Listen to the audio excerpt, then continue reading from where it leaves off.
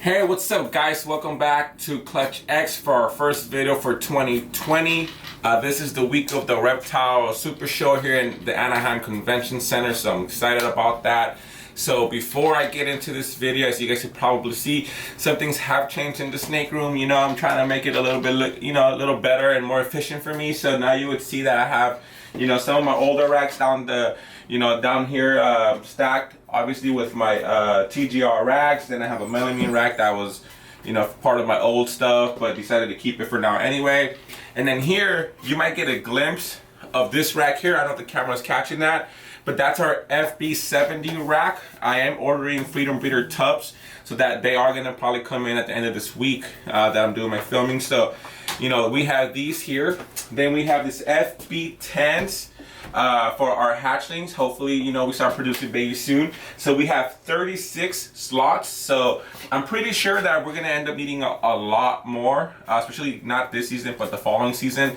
So behind the camera, where you can probably never show on video, we have a little bit of space to maybe fit another 60 or 70 slots or babies, right? And then you probably won't be able to see this, but out here to this corner, we have another 22 slots that are FB20, which are usually used for my, between 12 and 1400 gram ball pythons. Well, actually, I use the FB20s even for my smallest snakes, and I mean they work fine. Seeing as I have a reduced space, I need to maximize, and I don't want to have unnecessary caging for baby ball pythons if they do well in the FB20. So as of now, my experience, I'm now housing taking about 18 ball pythons from being hatchlings to full-grown adults.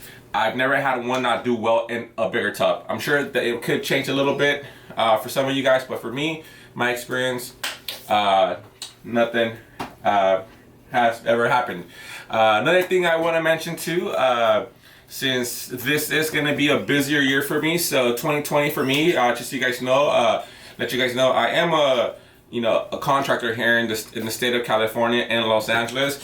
But seeing as I am a contractor, I decided to pursue something else a little different, kind of tie both things together, and that is my realtor's license. So I will be attending the classes for the next 3 months, hopefully be licensed by the 4th month. So I am going to be taking classes, which is going to kind of have my schedule a little bit more packed than usual. So that being said, what I'm going to start doing, guys, is I'm going to start dropping, I'm going to start filming 3 videos, let's say on a Saturday or Sunday, and then I'm going to post them as the week progresses. So, you're going to have to forgive wearing the same outfit in 3 different videos. So, just so you guys know, that's kind of going to be our new routine here. But hopefully that also makes it so that we're dropping a little bit more content, maybe like 2 to 3 videos a week instead of just once a week. That being said, in today's video, what we're going to be talking about is our, as you guys probably seen in my last video, we've done a collaboration project with Genomic Labs. And, I think it's very important for us to show kind of the things that I asked for, or the things that I kind of asked to be more comfortable about, in this case, me taking my females to Genomics facility. So I think that's a very important subject, something that could be a little bit more of a serious topic. So let's jump into it. We are like 2 minutes after I started the video, and let's get into it. All right, guys. So here we go. Please excuse me having my phone with me, but it's too many things to remember, off the top of my head. Now, this being said, I just want to say that I completely trust Genomic Labs. But at the end of the day, I did take 2.5 years to grow these females up to be, to the capacity to breed and all that capability, more so to breed. So, when I was asking this question, so when we came to these terms, it wasn't necessarily because we don't trust each other. I mean, he's obviously taking a risk as well. But, we don't have huge collections. So, something going wrong, which can happen to no fault of either of one of us, it's going to suck, right? So I think that's why speaking for myself, I kind of probably went a little bit overboard or was very specific with things. So these are some of the things that we talked about that we seem to have agreed on, and I'll just read them out to you. So the clutch, seeing as we do have smaller collections and we're both invested into the project, we're gonna have a 50-50 split. That being said, if there's like that one like the gem out of the clutch and everything else that isn't, you know, like as good as that one snake, we decided that snake is going to be kept as a joint project until we recreate that same thing again, or we breed that snake. It's going to be equally Genomics snake and Clutch X snake. So it's going to be, you know, both of our snakes. We also, since we are doing 2 clutches, it was a little bit easy to see who went first and who took second pick. In this case, I will be first pick, I believe, for the Pied Sentinel project, and he will be first for the Banana Red Stripe Sentinel project, or it could be swapped. But you know, it was very easy because he gets first dibs on one clutch and I do on the second one, or vice versa, and then obviously we go 50-50 on the eggs.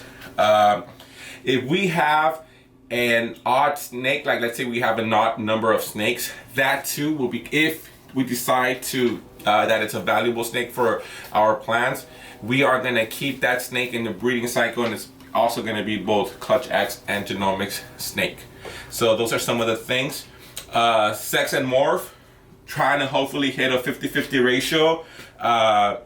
If for some reason, so this is kind of very, very tricky. If my snake were to die during clutch laying or after laying, there would be obviously no need for compensation. It is a risk that I would have taken here anyway, so he wouldn't be liable, or I wouldn't have been seeking anything for that, right? Because we're kind of going into this together, you know, so we both have to accept there are risks to it. That being said though, and I would definitely do this if his snake was in my room as well. If the snake gets lost, if, you know, a malfunction happens where the snake, you know, it does happen sometimes. I've seen videos where the heat tape goes crazy. You know, essentially all the water gets evaporated from their water dishes to help them stay cool, and essentially they just die from probably like some kind of heat stroke or just getting really cooked, right? So that does happen. At that point, I probably will be expecting, you know, something in return. Vet bills. So in case my snake gets sick over there or his gets sick here, you know, we're gonna do all that we can to help the snake recover, and that we would also go 50-50 on, you know, regardless of the fact. So this is funny. If we get killed in the odds, we continue with a joint project and medical bills are 50-50. So we just don't hit anything and we decide to continue on the project, we will also just, you know, we will go 50-50 on the whole thing, and then just like, you know, just try to, you know, both of us, you know, pitch in for like, you know, food source, pitch in for medical bills, you know, for the course of 2-3 years, so all of that, so 50-50. So that was kind of it.